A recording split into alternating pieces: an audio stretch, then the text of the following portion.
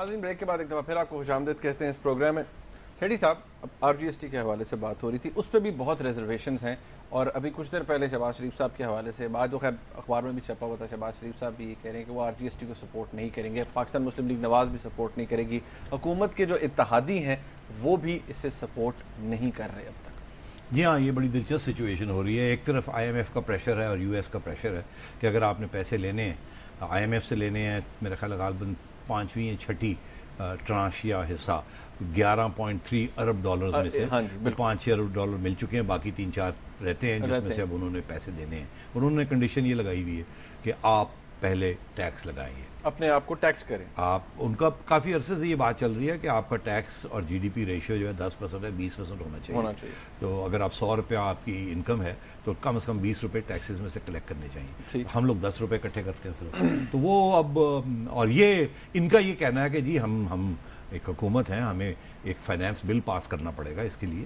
और finance bill जो है उसके लिए अगर आपको मेजॉरिटी पार्लियामेंट में ना मिले, आप बिल लॉन्च कर दें और जब वो वोटिंग पे आए तो आपको बिल पास ना हो तो it is seen as a defeat of government. आमतौर पे अगर आप कोई लॉ जो है वो शुरू कर दें, पार्लियामेंट्री कमेटी से भी आ जाए और ना भी पास हो तो वो उसके ऊपर उसकी कोई अहमियत नहीं होती। मगर फाइनेंस बिल जो है, क्योंकि उसने फिर सेनेट के पास भी जाना होता है, तो फाइनेंस बिल अगर नेशनल असेंबली में डिफीट हो जाए या सेनेट में डिफीट हो जाए तो it is seen as a vote of no confidence in government. तो मैं आपसे ये अर्ज कर रहा हूँ कि एक तरफ वो पहली दो बातें जो मैंने आपसे कही कि ये खत आ गया है, तो उसके बाद वो पार्लियामेंट्री फूट पड़ गई है उसकी कमेटी के अंदर। अब तीसरी बात ये कि वो फाइनेंस बिल इन्होंने वादा कर दिया IMF को कि हम फाइनेंस बिल पास करेंगे। अब फाइनेंस बिल के अंदर इनको नवाज शरीफ की तो जरूरत नहीं है, मगर MQM की जरूरत है, ANP की जरूरत है, और उन दोनों की तरफ से ऑपोजिशन है। अब यहाँ दो बातें हो सकती हैं, इनफैक्ट हाँ दो ही बातें हो सकती हैं, मैंने कहा शायद 3 हो सकती है, नहीं 2 ही मोटी मोटी बात रखते हैं। एक ये कि ये वो दोनों जो पार्टीज हैं वो बार्गेनिंग कर रही हैं कि हमें MQM कहता है कि हमें आप लोकल बॉडी इलेक्शन दे दीजिए, जो है उनका पुराना डिमांड है कराची में, तो हम आपको सपोर्ट कर देंगे। जरदारी साहब ने कह दिया 6 महीने में हो रहा है। अच्छा, वो कहने से क्या, वो तो बहुत चीजें कह जाते हैं, तो वो तो कॉन्क्रीटली एक्शन मांगेंगे ना, कॉन्क्रीट एक्शन, हमें डेट दें, हाँ डेट दें, इलेक्शन अनाउंसमेंट करें, फलाना ढिंगड़ा, वो सारी बात होगी। कहने से क्या बात। दूसरी बात ये कि और इसी तरह ANP जो है वो भी कोई ना कोई चीज़ डिमांड कर लेगी या मौलाना को डिमांड कर लेंगे। एक तो ये है कि ये सिर्फ बार्गेनिंग के लिए ये लोग कर रहे हैं। दूसरी बात ये हो सकती है कि ANP तो नहीं मगर MQM ज़रूर वो अपने ऑप्शंस खुले छोड़ रही है कि अगर कहीं से इशारा आता तो शायद वो फिर जब ये इसकी पूरी वोटिंग आए तो Q और नून तो नहीं करेंगे, मगर अगर MQM ने यही एक मौका परस्ती का इजहार किया और यहाँ से पुल आउट कर लिया और कहा हम आवाम के लिए, क्योंकि इसकी कीमतें जो बढ़ जाएंगी इसके साथ उसका नुकसान आवाम का होगा। हालांकि बाय द वे ऐसी बात नहीं है, वो ये अलग बहस है, मैं आपको बता दूंगा, मगर प्रोपेगेंडा यही है। ऑपोजिशन का प्रोपेगेंडा यही है कि आवाम के लिए बनेगा और वो पिस जाएंगे और ये हो जाएगा। तो उस पॉपुलर स्लोगन के ऊपर MQM भी बाहर आ जाए और एक पॉपुलर स्लोगन तीनों पार्टीज Q, नून और MQM नींद लेके बाहर आ जाए और सारा बोझ IMF का और ये बेल्ट टाइटनिंग का और ये जो GST लगाना है, ट्रेडर्स वैसे ही खिलाफ है, अब प्रोविंशियल गवर्नमेंट्स भी खिलाफ हो गई। मतलब एक अच्छी खासी एक ऑपोजिशन प्रोटेस्ट का एक मूवमेंट बन सकता है इसके ऊपर, ठीक, अगर ये डिस्टेबलाइज करना चाहें।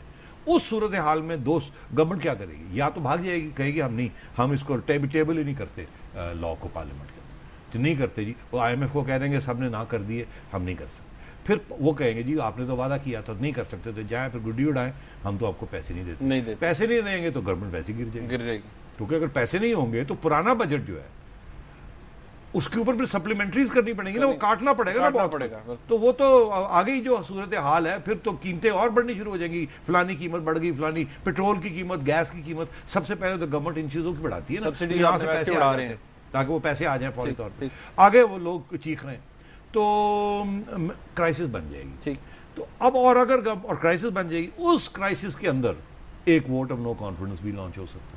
इस स्टेज पे उस इतनी बड़ी क्राइसिस बन जाए कि वो भाग जाएं, इंटरनेशनल कम्युनिटी के साथ झगड़ा हो जाए और बेल्ट टाइटनिंग के ऑर्डर्स आ जाएं और टैक्सेस जो हैं, ये प्राइसेस, क्योंकि प्राइस बढ़ाने में आपको कोई तकलीफ नहीं है, आपको फाइनेंस बिल नहीं पास करना पड़ता, वो ऑलरेडी बिल्ट इन है कि प्राइसेस फलानी चीज़ की बढ़ सकती है, फलानी चीज़ की बढ़ सकती है।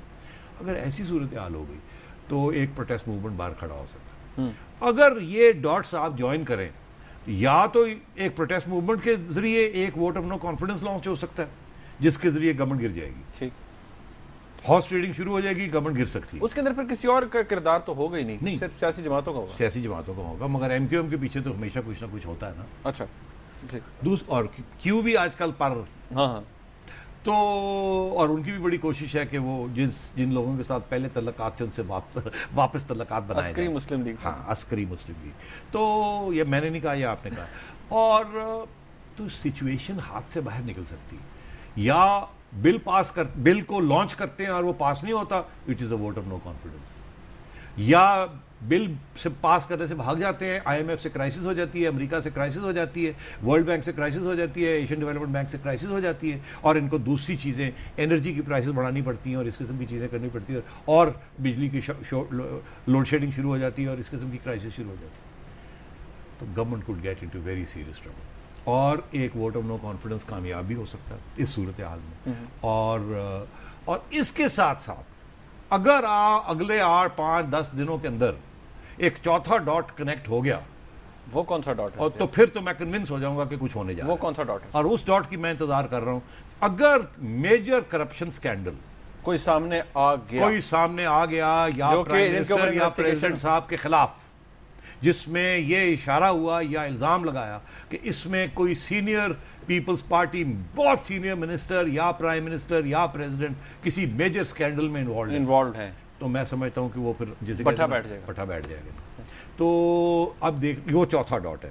तो मुझे ऐसे लग रहा है कि या तो ये डॉट्स कनेक्ट पहले से नहीं होंगे, ये खत्म भी हो जाएंगे और ये वो पास भी हो जाएगा बिल, और या ये है कि ये क्राइसिस शुरू हो जाएगी। और अगर क्राइसिस शुरू हो गई तो वो जो बातें आ रही थी वो फिर से यहाँ हमारे एंकर्स फिर शुरू हो जाएंगे कि डेट आ गई, डेडलाइन आ गई, दिसंबर से पहले छुट्टी हो रही है गवर्नमेंट की, ये गवर्नमेंट गिर रही है, अंदर से इंटरनल चेंज आ रहा है, इन हाउस चेंज आ रहा है, एक नई गवर्नमेंट आएगी।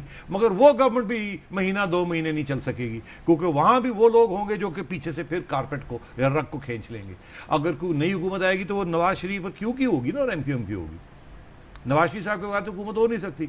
मगर जैसे मैंने पहले कहा कि the powers that be military establishment, वो ये नहीं चाहेंगे, तो वो एक ट्रांजिशन में एक नई हुकूमत आ सकती है और फिर वो फौरी तौर पे गिर सकती है। वो भी फिर उस सूरत हाल में फिर क्या होगा, जब वो गिरती है तो फिर इलेक्शन की तरफ जाना पड़ेगा। जब आप इलेक्शन की तरफ जाएंगे, जो नवाज शरीफ साहब चाहेंगे कि इलेक्शन की तरफ जाएं, और वो अगर इलेक्ट होके आते हैं तो अपनी हुकूमत बनाए, कोalition गवर्नमेंट ना बनाए ताकि कॉम्प्रोमाइज़ ना करनी पड़े। तो अगर वो सूरत हाल आती है तो उस सूरत हाल में आप एक इंटरिम गवर्नमेंट बनानी पड़ेगी जो कानून के मुताबिक न्यूट्रल और बाई पार्टिजान होनी पड़ेगी, ठीक है।